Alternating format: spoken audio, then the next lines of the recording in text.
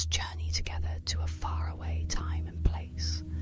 Gently close your eyes, if you wish, and allow yourself to drift on the soft currents of a dream. Feel the weight of the day melt away as a calm, quiet night embraces you. In this peaceful moment, we prepare to wander into an ancient tale, one born under warm Mediterranean skies and whispered by the waves of the sea. Now, take a slow, full breath in and then gently exhale. Feel any tension ease from your shoulders as you sink into comfort. Allow the boundaries of the day to dissolve, leaving you floating in a quiet twilight of imagination. This is a gentle story from long ago, a story of a father and a son, of hope and freedom, of wings crafted from feathers and wax. It is the myth of Icarus, the boy who dreamed of touching the sky. As you listen, imagine the scenes unfolding softly in your mind. Picture golden sunlight dancing on the waters and the hush of a distant shoreline at dawn. Let the soothing imagery carry you further into relaxation, each word a step deeper into tranquility. Our tale begins on an island at the edge of the Aegean Sea, in an era when gods and heroes walked the earth. It is a world of marble temples and gentle ocean breezes, of olive groves and honeyed sunlight. On this island, beneath a wide blue sky, a skilled craftsman named Daedalus lives in sorrow and longing. He and his young son, Icarus, are far from home and yearning for freedom. And it is here, on a quiet night like this, that the seeds of a remarkable journey are about to take root. Breathe deeply now and feel the soft, salt-tinged air of the sea. The stars overhead shine bright and steady, guiding our imagination across time. With each breath, you become lighter, as if you too could float upon the air. In the distance, gentle waves lap at the shore, a slow and reassuring rhythm, like the heartbeat of the world. Let that rhythm soothe you as we step into this old myth, carefully and calmly, as though walking on the shore of a peaceful dream. And now, with the mind quiet and the body relaxed, we drift into the story. Long ago, on the sun-bathed island of Crete, there lived a man named Daedalus and his young son, Icarus. Daedalus was no ordinary man. He was a master inventor and artisan, famed across the lands for his clever mind and skillful hands. He had designed grand palaces of stone and wood, and most famously, a winding labyrinth deep beneath the palace of Crete. This labyrinth was a marvel of maze-like corridors, so cleverly designed that none who entered it unbidden could ever find the way out. Its passages twisted and turned like a living puzzle, and deep within its centre dwelt a deadly secret that the king dared not let roam free under the sun.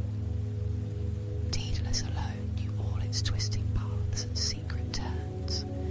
He had poured his genius into its construction, yet now that very genius had become his curse. King Minos, proud and stern, had trusted Daedalus with this great task, containing a fearsome being so that it would never threaten the kingdom. But when a brave hero from a distant land came to challenge the beast, Daedalus took pity and offered a simple gift to aid the hero, a ball of string. With that thread unfurled behind him, the hero navigated the labyrinth's dark corridors, defeated the creature at its centre, and retraced his steps to escape. The monster was slain, the kingdom safe, but King Minos saw only betrayal. Enraged beyond reason, the king thundered out his vengeance without mercy. In his eyes, Daedalus had broken his trust by helping the intruder. And so the king's fury was as deep and unforgiving as the sea. As punishment, Minos forbade Daedalus and young Icarus from ever leaving Crete. Some say the king locked them away in a high stone tower overlooking the restless ocean. Others whisper that he confined them within the labyrinth's own walls. Either way, father and son found themselves prisoners on this beautiful island, their hearts yearning for the freedom beyond its shores. Each day, Daedalus would gaze out at the open sea, the vast blue waters shimmering under the sun, and dream of his home far away. The city of Athens, with its olive groves and familiar hills. Each night, Icarus would see his father's eyes cloud with longing as he spoke of far-off places and the possibility of escape. Though captive, they were not entirely without hope. The sky above remained free, an endless expanse of blue by day and a canopy of stars by night. Sometimes, Icarus would lie awake on his straw-filled cot, imagining shapes in the constellations twinkling through a small window. He would whisper questions to his father about those stars, about the lands beyond the horizon, and about the gods who danced in the heavens. Daedalus, with a gentle smile despite his sadness, would answer in a soft, low voice, telling tales of distant isles and ancient cities, of freedom and hope, painting soft images of what awaited beyond the horizon. He spoke of Athens, their distant home across the sea, with its silver grey olive groves and marble temples glowing in the sunlight. He described quiet villages by the Aegean shore and valleys where gentle rivers flowed, all places where one could walk free under open skies. Daedalus's words wove pictures of a world beyond their walls, even as his own heart ached with longing. Icarus would fall asleep dreaming of those faraway lands, each story a star lighting the darkness of their captivity.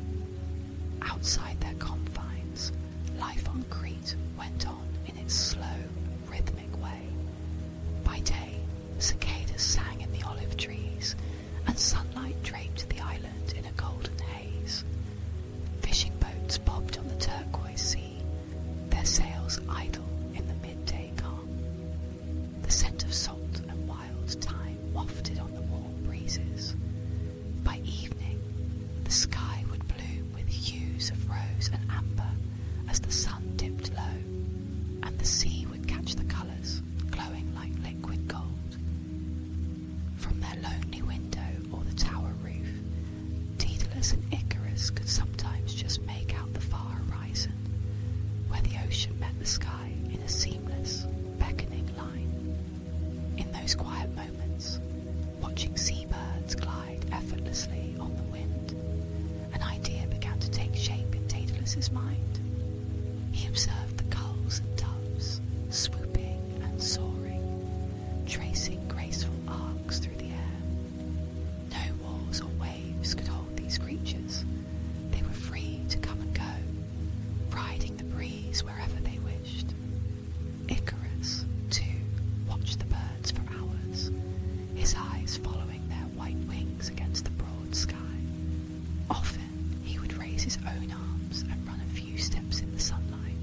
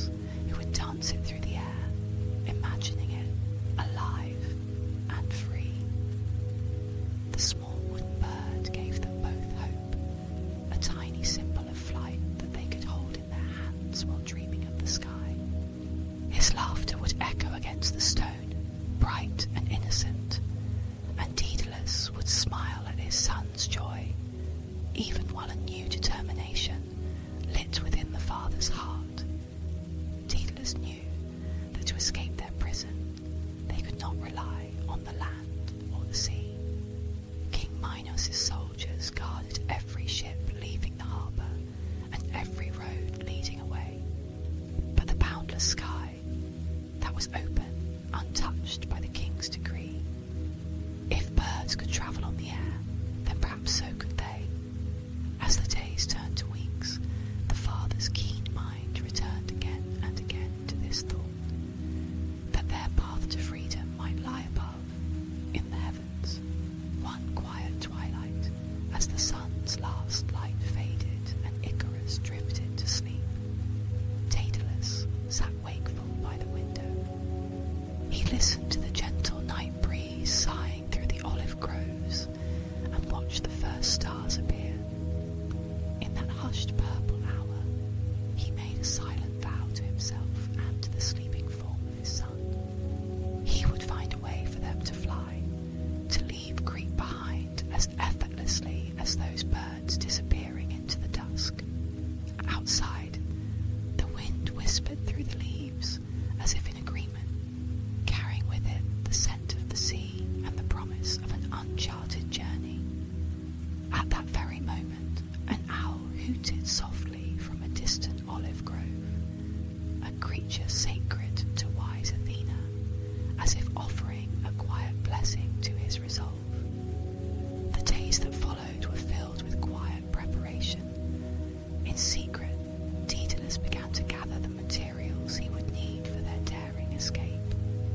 Each morning at first light, when the air was cool and the world still drowsy, he ventured to the narrow window of their prison. There, on the sill, or caught in spider webs in the corners, he found feathers left by passing birds, small, downy tufts, and larger, sturdier plumes, each a gift from the sky. Icarus helped as he could, his keen eyes spotting white and grey feathers snagged on the rough stone or blown into the courtyard below. On some days, the boy would leave out a few breadcrumbs to entice doves and gulls closer, grinning as they fluttered down to peck at the treats, often shedding a feather or two in the process. Slowly, patiently, father and son collected a pile of these soft treasures, tucking them away under loose floorboards and in hidden nooks so the guards would not notice. Wax too was needed, a means to bind the feathers together. At twilight, when their jailers brought lamps or candles to light their quarters, Daedalus would carefully save any drippings of wax. Pressing the cooling wax into a small clay bowl, he amassed enough over time for his purpose. Icarus watched curiously as his father softened these wax pits with the warmth of his hands, rolling them into a single ball of golden amber wax that smelled faintly of honey. They also sought out sturdy thread to hold the wings firm. Daedalus sacrificed part of the hem of his own tunic, teasing out the threads of the fabric. Late at night, by the faint flicker of a candle stub, he twisted and braided those threads into a stronger twine. Under the cover of darkness, Daedalus began fashioning the wings. He worked with steady, gentle movements, wary of any noise that might draw attention. Spreading the feathers out on the cold stone floor, he arranged them from smallest to largest, carefully gauging how each overlapped the next. Now and then, a feather would slip or refuse to sit right, and he would pause, brow furrowed, then adjust its placement. Daedalus remembered how a bird's wing curved ever so slightly to catch the wind, and he mimicked that shape with the feathers, aligning them as if composing a melody. Short, delicate feathers near the tips, and long, strong feathers layered toward the base. In his mind, he likened the pattern to a shepherd's pan flute, each reed slightly longer than the last, rising in a gentle slope. Beside him, Icarus sat wide-eyed, eager to help. In the lantern's glow, the boy handed feathers to his father, or held a wooden spar in place as Daedalus bound the feathers to it. At times, Icarus grew restless and would play. He might tickle his father's ear with a stray squish a bit of softened wax between his fingers, moulding it into the shape of a tiny bird. Daedalus would smile and gently shake his head, pausing to tousle Icarus's hair. He would whisper in encouragement whenever excitement got the better of the boy. "Patience, my little bird. We must take our time and do this right." Icarus would grin and settle down again, listening to the night sounds as his father worked. Through the window above, the Milky Way stretched across the heavens like a gauzy ribbon of light, as if the cosmos itself were keeping vigil over their secret labour. These sounds of the night, the distant wash of waves, the chirp of hidden insects, the low hoot of an owl, mingled with the soft rustle of feathers in Daedalus's hands, creating a peaceful hush as the two worked together under the stars. Daedalus gently warmed the collected wax over the lamp's flame until it was just pliable. A warm, honeyed scent drifted in the air as he carefully dripped and pressed the wax along the shafts of the feathers, fixing them to the light wooden frame he had fashioned from a fallen branch. With nimble fingers, he tied the feathers in place with threads where extra strength was needed, then sealed those knots with wax. Feather by feather, inch by inch, two wings began to take shape under his skilled hands. All the while, Icarus watched in drowsy fascination. To him, it seemed like a kind of magic. By candlelight, his father was turning ordinary feathers and wax into the promise of flight. Whenever a feather fluttered loose, Icarus would catch it and hand it back, and Daedalus would murmur his thanks with a reassuring smile. Over many nights and hidden mornings, the wings slowly grew. Daedalus crafted a larger pair to fit himself, and a smaller pair sized for Icarus. During the day, they hid all evidence of their work beneath straw mats and tattered blankets whenever a guard peered in. But in every spare moment, Daedalus refined his creations, trimming a quill here, reinforcing a joint there, while Icarus looked on with shining eyes. Sometimes a ray of dawn would peek through the window and illuminate the half-finished wings, making the white feathers gleam with a tantalizing promise.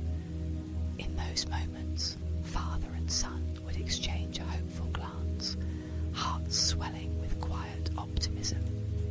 Daedalus often found himself murmuring gentle reassurances as they toiled, promising Icarus that soon they would stand together under a free sky. He spoke lovingly of the day they might return to Athens, walking side by side through the gates of their city as free men. At last, after weeks of careful labour, the wings were complete. In their cramped quarters, Daedalus held up the finished pair to inspect it in the light of day. The feathers, layered just so, spread out like the wings of a great seabird. He gently tugged on each segment and nodded, satisfied that all was secure. Icarus could hardly contain himself. He bounced on his toes, begging to try on his set. Daedalus chuckled softly at the boy's enthusiasm and agreed that a test would be wise before their journey. On a clear afternoon, when the sea breeze was mild and the sun high, Daedalus decided it was time to trial their wings. In a secluded courtyard adjoining their tower, a space enclosed by high walls and unseen by prying eyes, he carefully strapped the larger wings to his own arms. They were fastened with leather loops over his shoulders and around his chest, fitting snugly. Icarus stood by, watching with face upturned in admiration and excitement. Daedalus felt a tremor of nervousness as he raised his arms, feeling the heft of the contraption. For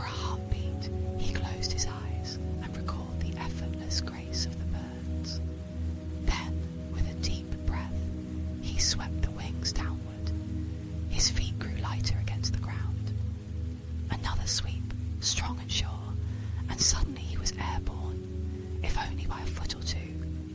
A gasp of delight escaped Icarus. Daedalus, astonished, found himself hovering briefly above the dust, buoyed by the feathers and wax and by his own unyielding hope. After a few heartbeats aloft, he tilted the wings and descended gently back to the ground. As his sandals touched earth again, he laughed in relief and exhilaration, the sound echoing off the stone walls. Icarus rushed to him, throwing his arms around his father. Daedalus embraced his son tightly, tears of joy gathering in his eyes. It would work. They could truly fly. That evening, as the sun cast long golden rays across the sky, Daedalus prepared to teach Icarus how to use his wings. They climbed to the flat rooftop of the tower, where the sky opened wide above them. The air was calm and tinted with the soft warmth of late day. With great care, Daedalus fitted the smaller wings onto Icarus's shoulders, adjusting the straps and making sure the wax joints were firm. Icarus's heart fluttered with both excitement and a touch of nervousness, but his father's steady hands gave him confidence.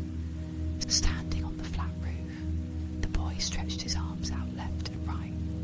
The white wings unfurled on either side of him, catching the golden light. For a moment, Icarus felt as though he were a character in one of the old stories his father told, a young hero blessed by the gods. Daedalus stepped back and admired the sight of his son, looking every bit a fledgling bird about to take its first flight. Pride and worry mingled in the father's chest. He placed a reassuring hand between Icarus's shoulders to steady him. "Try moving your arms slowly," Daedalus said, voice low and calm. Icarus nodded and began to gently flap. The wings lifted and fell, the air tugging at them ever so slightly. A delighted grin spread over the boy's face. They practiced for a long while in that golden twilight. Daedalus guided Icarus in how to tilt his body into the breeze, how to let the wind catch under the wings. They discovered that even a small gust would raise Icarus onto his tiptoes, much to his glee. From the courtyards below, a few curious guards or servants might have glanced up, but in that light the pair could have been mistaken for birds atop the roof, stretching their wings at sunset. As the sky faded to dusk and the first stars appeared, Daedalus knew the time was near. If the weather held, they would attempt their escape at dawn, under the soft light of early morning. He reminded Icarus to rest, for they would need strength and steady minds for the journey. Yet that night, excitement made sleep elusive. Icarus lay on his cot, the wings within reach beside him, and imagined the blue sky awaiting.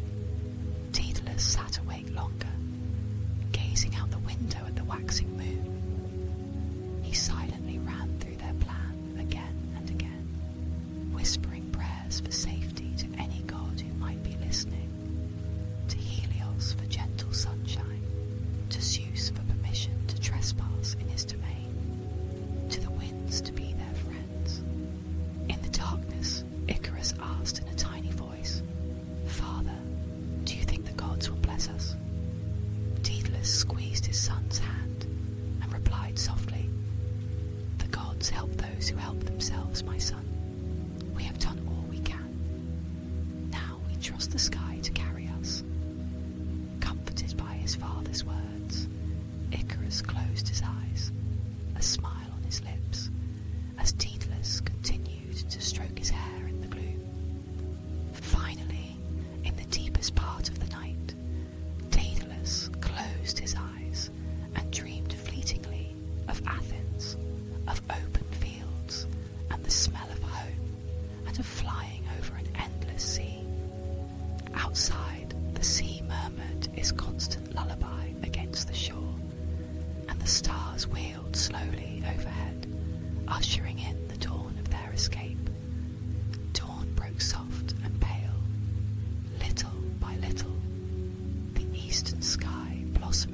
to hues of rose and gold, and a chorus of waking birds began to sing in the distant groves.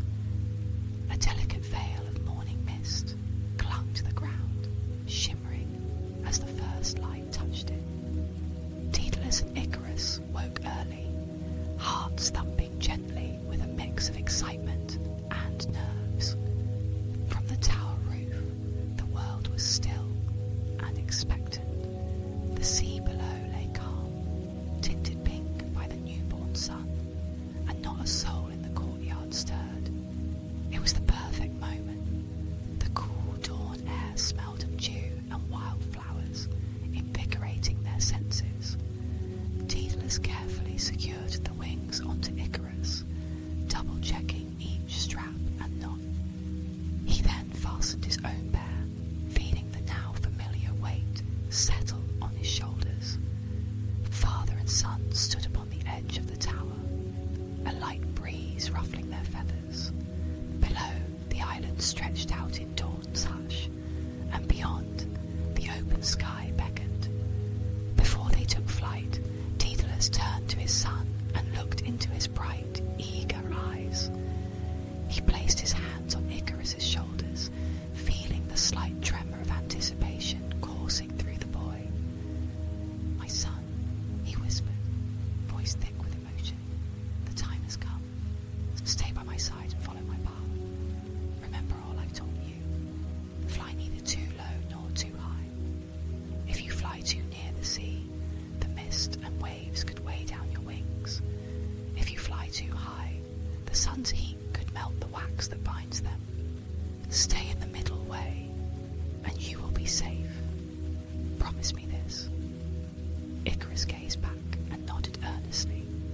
In the soft morning light, his face was aglow with excitement and trust. "I promise, Father," he replied quietly. Daedalus managed a small, reassuring smile and pulled Icarus into an embrace. He held him for a long moment, the way he used to when Icarus was younger and frightened by a bad dream.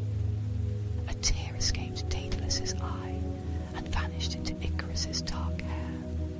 How he wished this moment could last, yet the world was waiting for them just beyond the ledge. Pressing a tender kiss to his son's forehead, a kiss he hoped was not a farewell, Daedalus stepped back. With the sun now peeking over the horizon, they could delay no longer. Daedalus took a deep breath and faced forward, raising his arms. Icarus mirrored him, small hands gripping the wooden bars inside his wings. For a heartbeat, neither moved as they listened to the wind. Then, with a shared glance and a nod, both father and son ran a few steps and leapt from the tower's edge. The air caught them at once, filling the feathers, billowing under the makeshift wings. There was a sudden drop of an instant, that lurch of the earth falling away, and Icarus felt his stomach swoop. But then the downward plunge turned into a lift. His wings, outstretched, supported him as the breeze bore them aloft. Daedalus let out a joyful cry as he and his son rose above the rooftops of Crete. Icarus laughed aloud, a sound of pure astonishment and delight as he found himself truly flying. The wind rushed past, cool and fresh, tugging at his hair and clothes, but the boy felt as buoyant as a bird on the wing. For a few wondrous moments, they simply savoured what it meant to be airborne. Daedalus could feel the gentle pressure of the wind supporting him, the same elemental force that had always been untouchable, now cradling him and his son. His heart swelled with a blend of triumph and relief.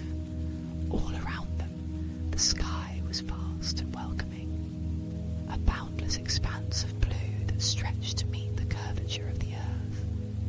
Below, Crete's fields and shores grew small and distant. Daedalus marvelled at how different the world looked from above, peaceful and whole, with no walls or chains to be seen. In that weightless silence, father and son exchanged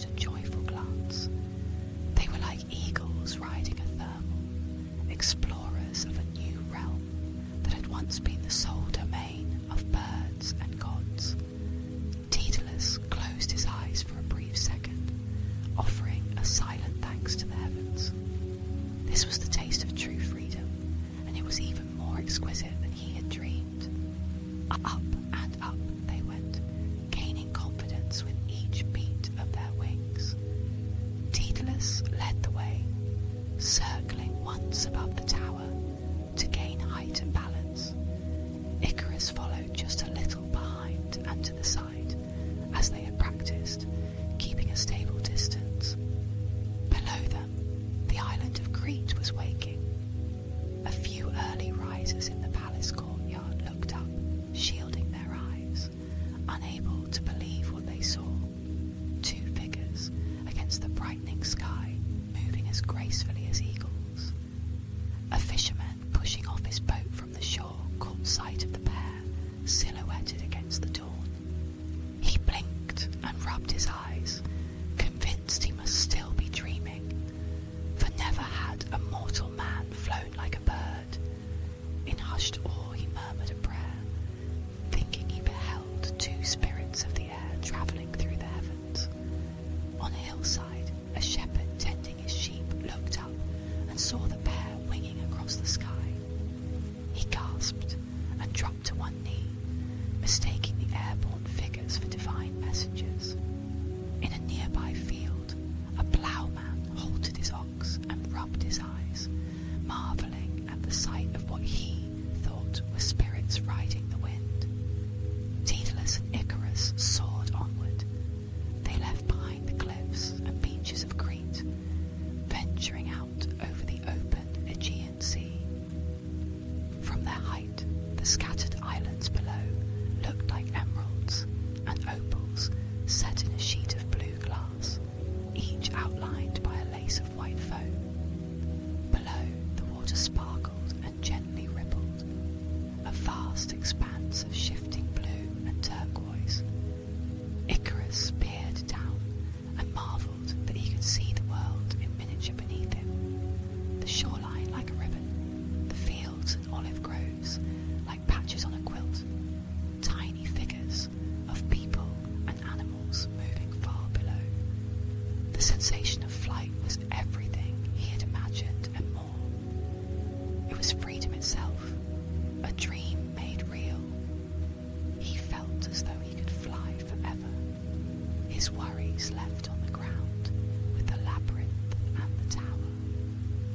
Far below, a merchant ship cut across the waves, its white sail no bigger than a gull's wing from their lofty vantage. As they flew northward, they passed over other islands that dotted the sea. To their left, the sacred Isle of Delos, legendary birthplace of Apollo, gleamed in the morning sun before slipping out of sight. On their right, the green hills of Samos lay quiet in dawn's embrace. They flew high enough that the tips of distant mountains were below their feet, yet low enough that they could still smell the salt of the sea and hear the faint cries of gulls trailing in their wake. Daedalus kept a careful eye on Icarus, often glancing over to ensure his son stayed near. Seeing Icarus flying so well filled him with pride. Here was his son, bold and strong, gliding on wings they had built together. From time to time, Daedalus signalled to adjust their course or altitude. Icarus dutifully followed each gesture at first, tipping lower when his father motioned, or easing back when the wind grew brisk. They found a gentle current of air, an invisible river in the sky, and they rode it for a while, barely needing to flap. It carried them smoothly forward, and both travellers relaxed into the glide, their wings moving in easy harmony. The breeze was cool and steady, whispering in their ears like an old friend guiding them on. The sun climbed higher, shining warmly on their backs. The morning air, cool at dawn, grew balmier as golden light flooded the sky. Below, the sea was a sheet of hammered copper, reflecting the sun's glow. Icarus felt the exhilaration of the flight humming through his veins. He tilted his face up toward the broad heavens above. There, the sky was an endless canvas of blue, beckoning him to explore its upper reaches. A curious longing tugged at Icarus's heart. What would it be like to fly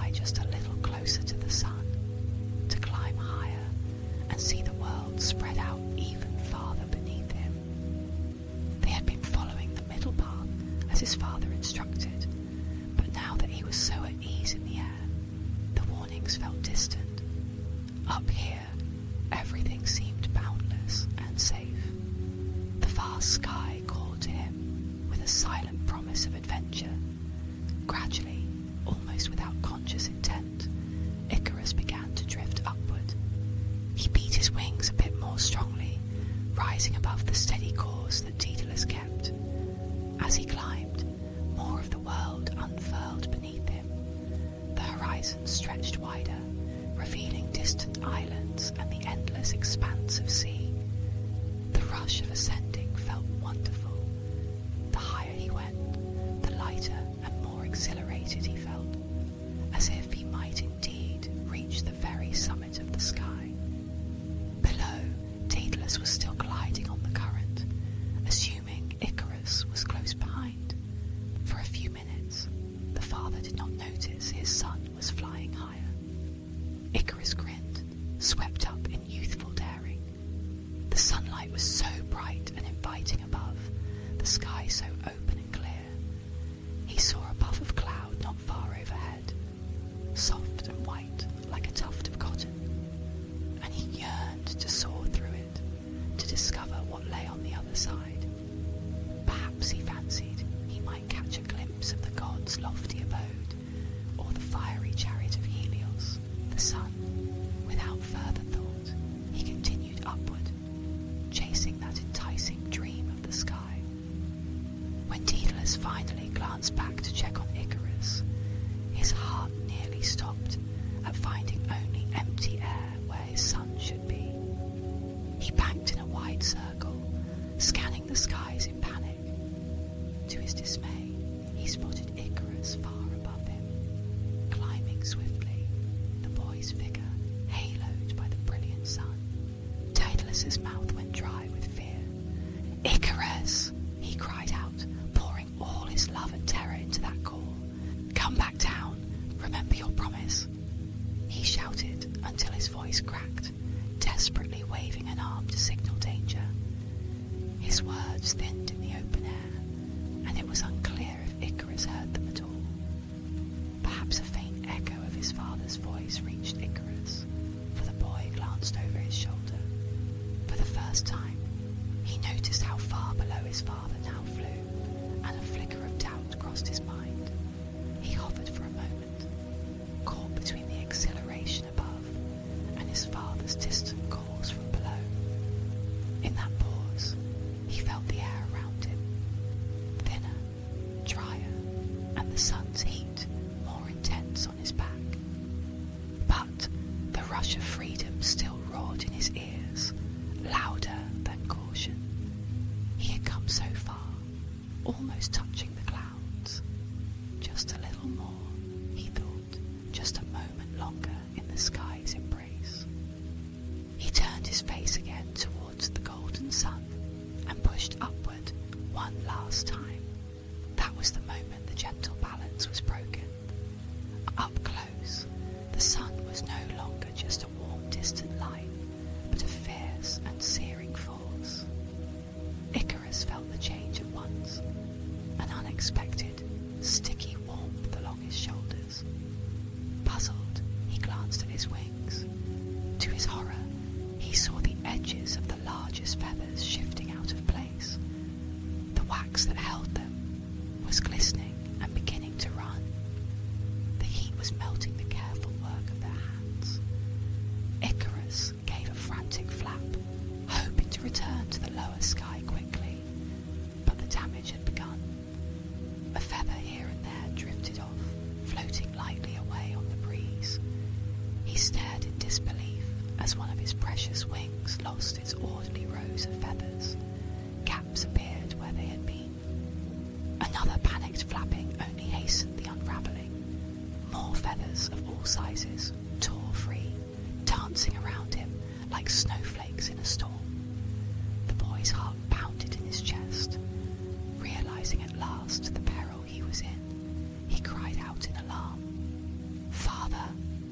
His voice, thin and terrified, barely carried downward.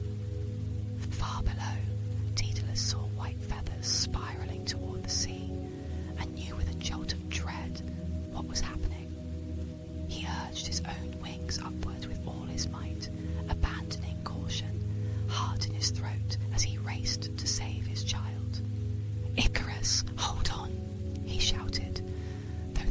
son swallowed the words. His old arms and shoulders burned with effort as he forced himself to climb faster than he ever had before. But Daedalus was still far away. Up in the sky, Icarus felt the last of the wax give way. His left wing shattered first, the feathers scattering in the sunlight, leaving only the wooden frame strapped to his arm. His right wing disintegrated an instant later.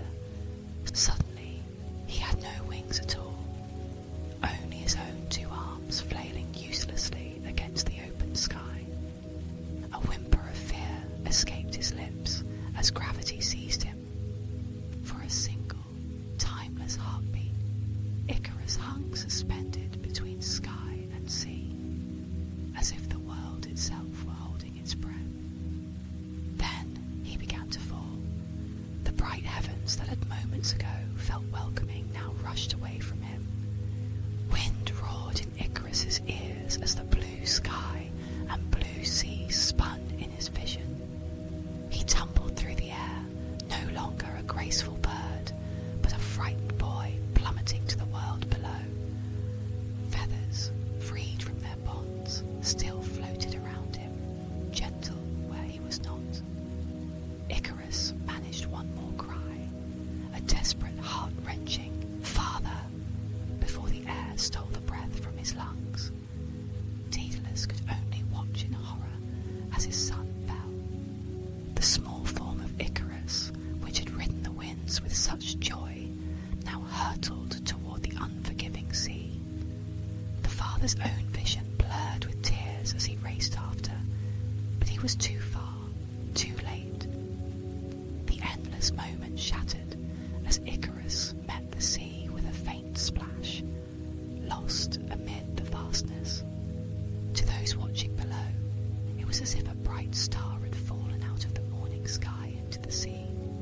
Circles rippled out on the surface of the water, then faded into the endless blue, as if the sea had swallowed his boy without a trace. A stunned silence held the air. Daedalus, choking on a sob, continued his dive until he skimmed the waves. He discarded his own wings the instant he felt water beneath him and plunged into the sea where his son had vanished. Salt water stung his eyes as he dove again and again, frantically searching beneath the surface. At last, his groping hand brushed against an arm. Shock and relief flooded Daedalus in equal measure as his fingers closed around his son's arm.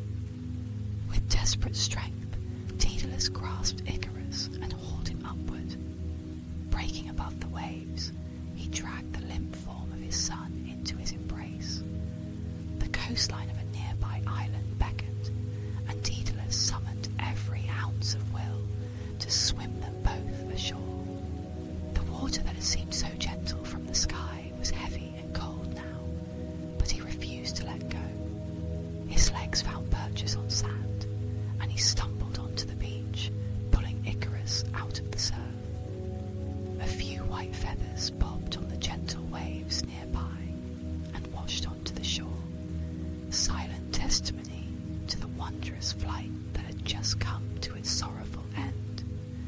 Gasping and exhausted, Daedalus lay his son on the damp sand. There lay Icarus, eyes closed as if in peaceful sleep, his dark curls stuck to his pale forehead. For a moment, Daedalus hoped against hope that the boy was merely unconscious. He dropped to his knees beside him, calling his name in a broken voice. "Icarus, oh my Icarus." With trembling fingers, he felt at his son's wrist for a pulse, leaned down to listen at his lips for breath. But the only sounds were the steady murmur of the sea and the cry of distant gulls. Daedalus gathered Icarus into his arms, rocking him gently. Tears streamed down the old craftsman's face as he realized his son was gone. His cries of grief echoed against the rocks, raw and aching, as they were softened by the vast emptiness around him. In his anguish,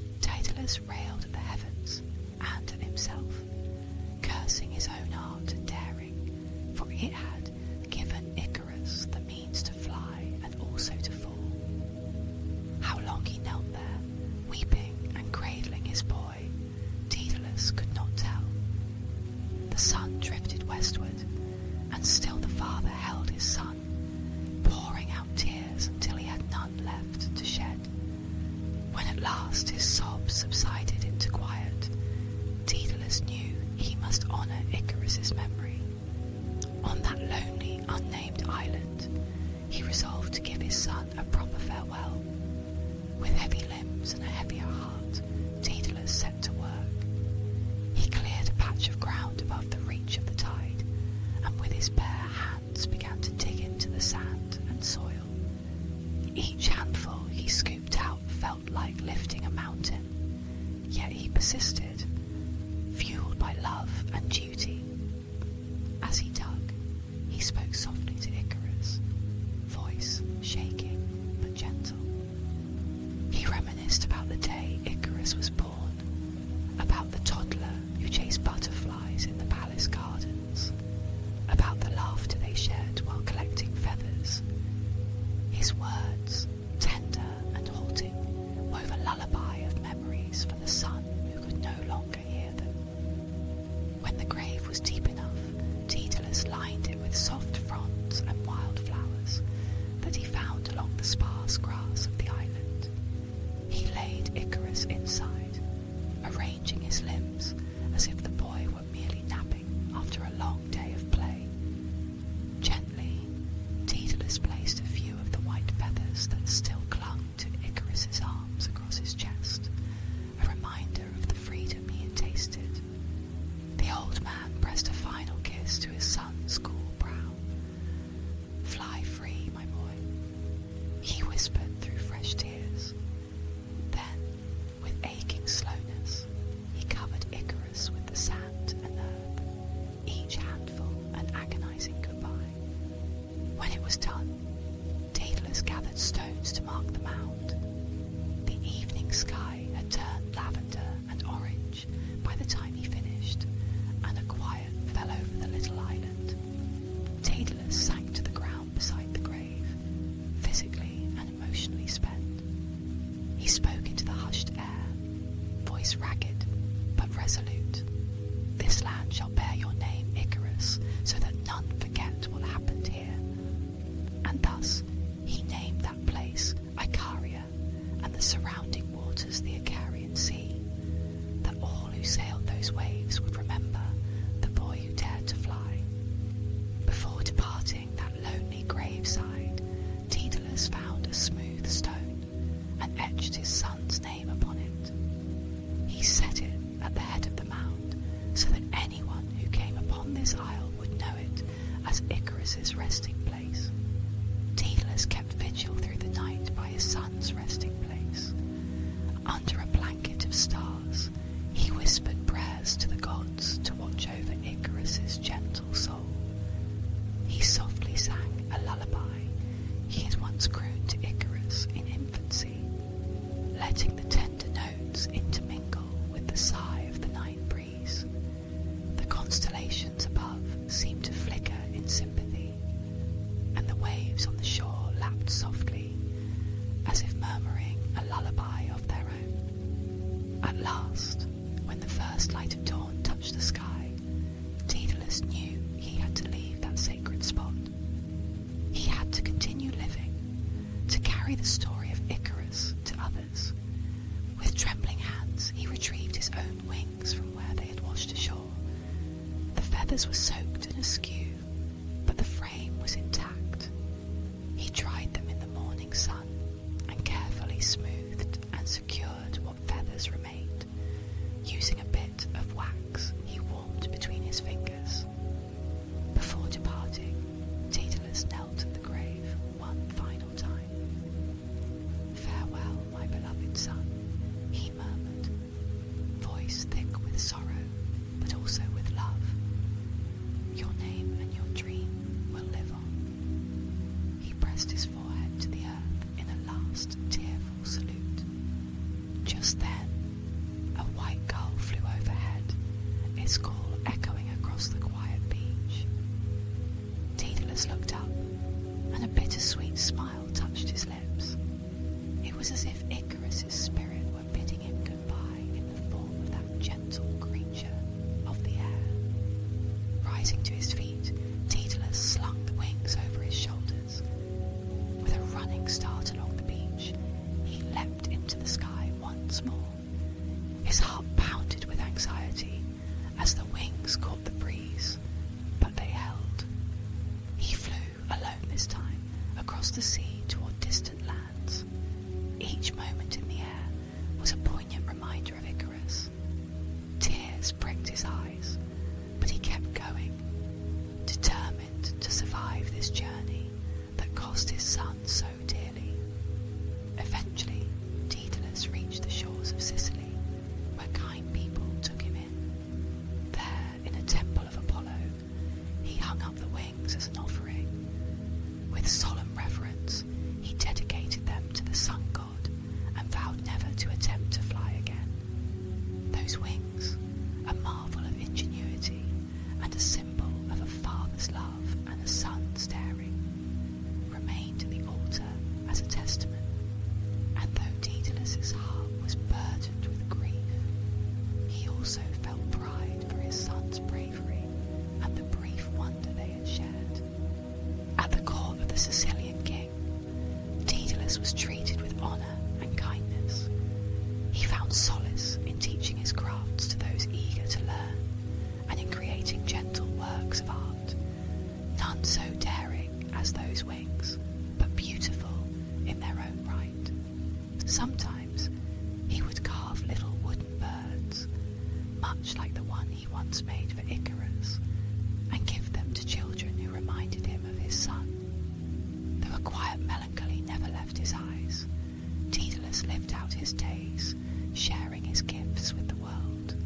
He would often watch the sunset over the sea, whispering a loving goodnight to Icarus, feeling the boy's spirit in every golden ray that kissed the horizon.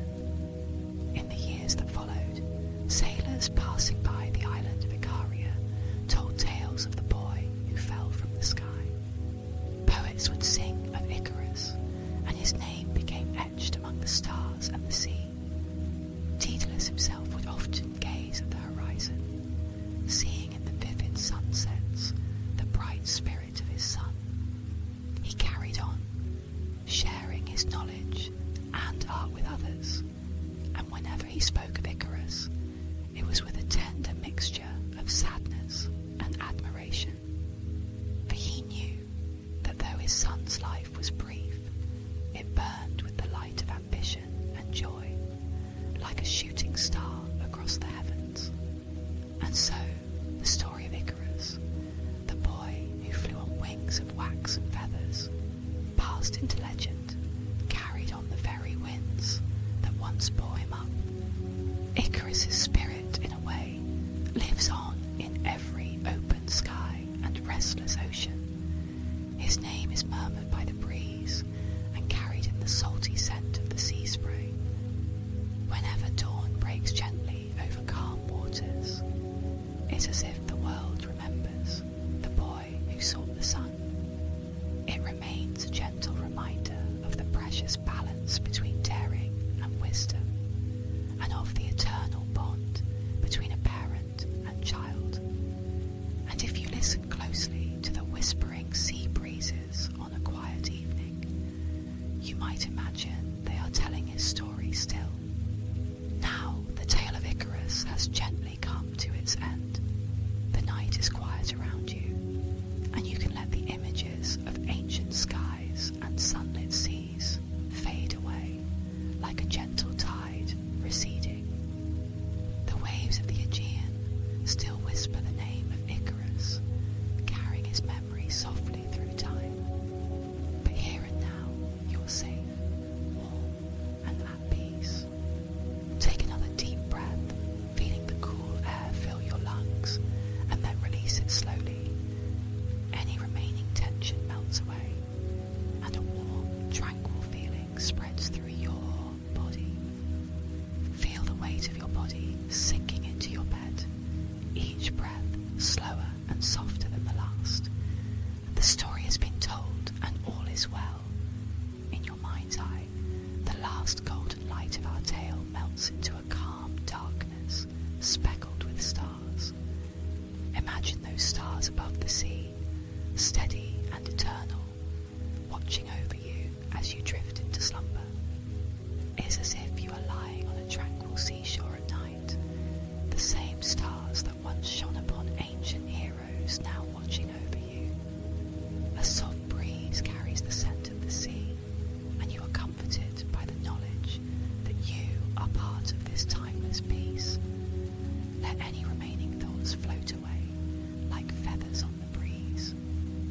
is no need to hold on to anything now.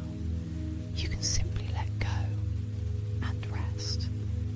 In this moment, there is nothing you need to do but simply breathe and be. Thoughts may float in like passing clouds. Acknowledge them and let them drift away, carried off by the gentle